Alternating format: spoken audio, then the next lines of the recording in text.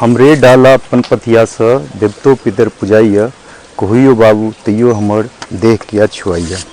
ठीक बात है ना। और चलू आब हिनका सबके हम नज़दीक से जानै छी। नमस्कार मिथिला, अखिलेश मिश्रा बाजि रहल छी और आइ हम सब कनी हिनका सबके बारे में नज़दीक से जानै छी। की नाम छी अहाँके? सुरेंद्र मलिक। अच्छा, सुरेंद्र मलिक जी। अच्छा, अहाँ सब ई मतलब की करै छी, की सब करै छी अहाँ सब? कोनिया बुनै छियै, ढाकी बुनै छियै। अच्छा, छठि के डगरी बुनै छियै। अच्छा, एकटा बात पूछब जे अहाँ सबके घर जे छै से कतऽ छी, मतलब अहाँके पूर्वज के बात बता रहल छी, कतऽ के निवासी अहाँ सब मूल से छियै? हम सब पूर्वज के वासी अते के छियै। अच्छा, एते बहुत पुश्तैन बीत गेलै। अच्छा, बुझलिए, 10 पुश्तैन बीत गेलै। तो मतलब ई जे बाँस सब छै अहाँ सबके अपन खेत में बाँस उपजैया? नहीं, बाँस काटि के आनै छियै, मोल आनै छियै। ओकर बाद जे छै से ओहि पार जाइ छी बाँस कटे ला, 250 में बाँस दै छै।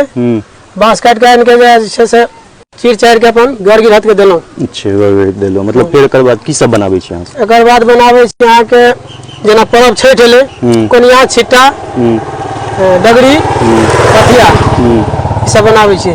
आ फिर एकरा मतलब केना बेचै छी, की छै ओकर मतलब कतौ दुकान लगाबै छियै या फिर अपन केना की से बताउ, पूरा बताउ। ओ अहाँ के बुध के आ रवि के हाट लगै छै। अच्छा, ओतऽ हम सब जे छै से हाट पर गेलहुँ, बेच लेलहुँ। ओइसे उबार भेल तऽ टोल पर जाके घर गिरहत के देलहुँ। बुझलिए? अच्छा, हाँ, तो कते इनकम भऽ जाइए अहाँ सबके महीनवारी पूरा?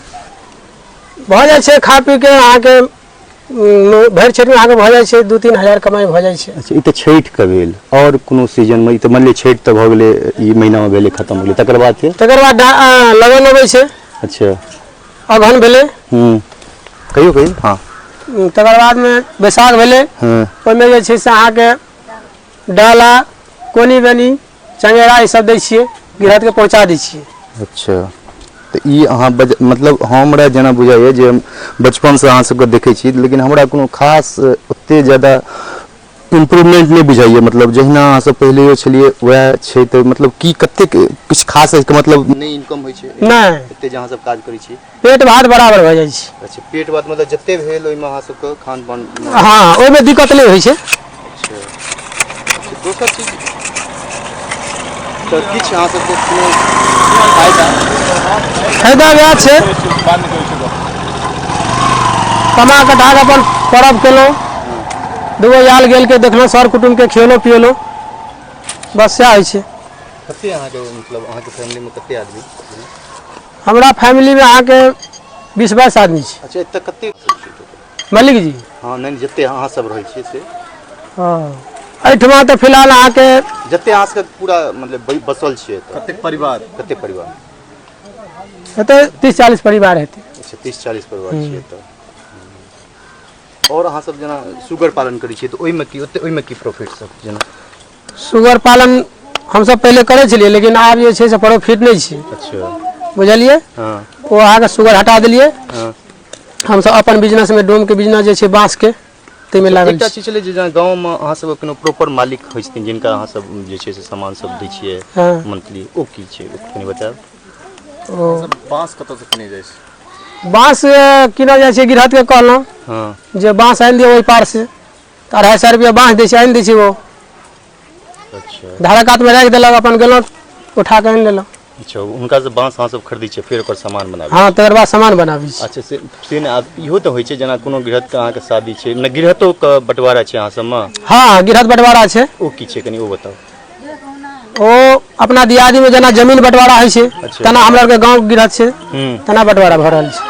तेना बंटवारा रहै छै, मतलब ओइ आदमी के फेर अहाँ सब बना के? हाँ, देबै अपना अपना गिरहत में देबै। अपना गिरहत में? हाँ, अपना अपना मालिक के देबै। अच्छा, अच्छा, एकटा बात बताउ, अहाँ सब में जे छै बाल विवाह जेना हम सब पढ़ै छलिए तऽ बाल विवाह बहुत इतिहास में बहुत पहले समाप्त भऽ गेल छै, लेकिन अहाँ सब में एखनो बाल विवाह हमरा देखै के भेटल से पूछै छी कि की छै, ओकर की छै? पहले बाल विवाह होइ छलै। अच्छा, अहाँ के हमरा आर के जे विवाह भेलै तऽ हमरा आर के जे छै से यादो नहीं छै कहिया विवाह भेलै। तो ई याद ये कते साल में विवाह भेल अहाँ के? ओ 3-4 साल के रहिए तब विवाह भेलै। अच्छा, ओकर बाद जे छै से अहाँ के एना बाल विवाह हमरा आर होइ छलै हन तो लोकहा में जे छै से विवाह भेलै मरबा पर जे छै से पकड़ लेलकै अहाँ के जे पुलिस प्रशासन ओहिठमा बेटियो वाला के और बेटो वाला के मारलकै। घटना कहिया भेल छलै?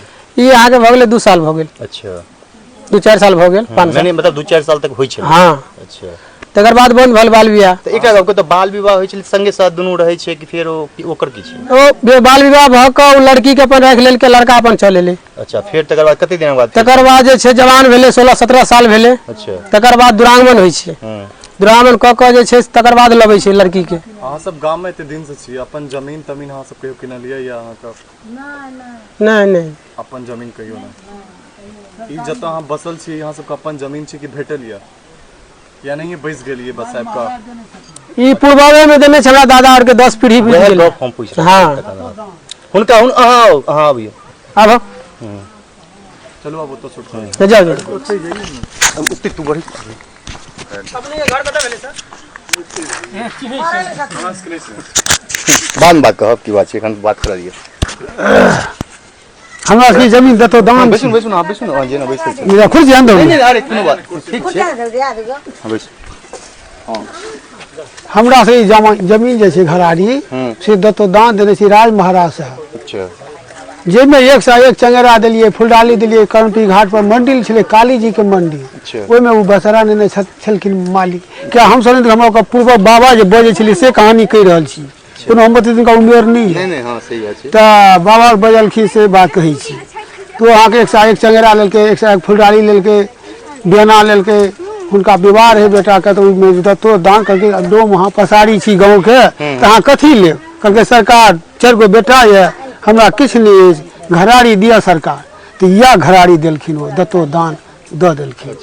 वही पर हम सब बस अच्छा जी एकटा गप पूछो 7 कट्ठा 11 धूर छले। अच्छा तो और बड़ा चल गेले बेच बांध पर आ हम एक ही समान छी सब एके हां एके दिया एत से तो लगा एके दिया। तो अब एकटा गप अहाँ के कहब जे जेना हम सब देखे छियै जे अहाँ सबके समाज में छै से कनी छुआछूत जे पहले छै। हां पहले बड़ छले अब से कनी पूरा बताओ माने पहले छले एक नंबर गप। हमरा सब देखियो डोम जाय छी खेलू पीलू किछ बजा गेल कि फिर सब जन में रहलो क्या था पीवा खेवा डोम जा जाबे एकटा बियाह हैत एकटा श्राद्ध हैत अब खाय पिए नहीं तब डोम को ओकरा भोजे नहीं बनले लेकिन ओ में हम जवाब उठाव क देलिए दाल भात तरकारी जेना मालिक सके होय छै अहाँ सके होय छै 5 गो तरकारी दही चीनी ओहिना अब हमहूँ सब तहिना कर रहल छी। ताहिमे 4टा 5टा धिया पुता छै जरा जरा एहिठाम डूमो सब पढ़ै लिखै के सिस्टम सरकार देलकै हम सब पढ़बै लिखै ताहिके उपरांत में या तब कहबे कल हमर बेटा या पढ़िया मनी बेच के या गुजर करे छी बाँस ताँस कटे छी नौकरी नहीं चाकरी से सब नहीं है किछ नहीं नौकरी चाकरी बेटो से चाहे भैया नौकरी नहीं करिए ककरो नहीं या पतियौनी बीच के गुजर केलहुँ। लेकिन जेना कहै छलै जे आरक्षण अहाँ सबके बहुत सारा चीज में भेटल छै तो वो आरक्षण सबके कोनो फायदा नहीं कुछ नहीं गांव के मुखिया के तरफ से अहाँ सबके की सब लाभ भेटै छै?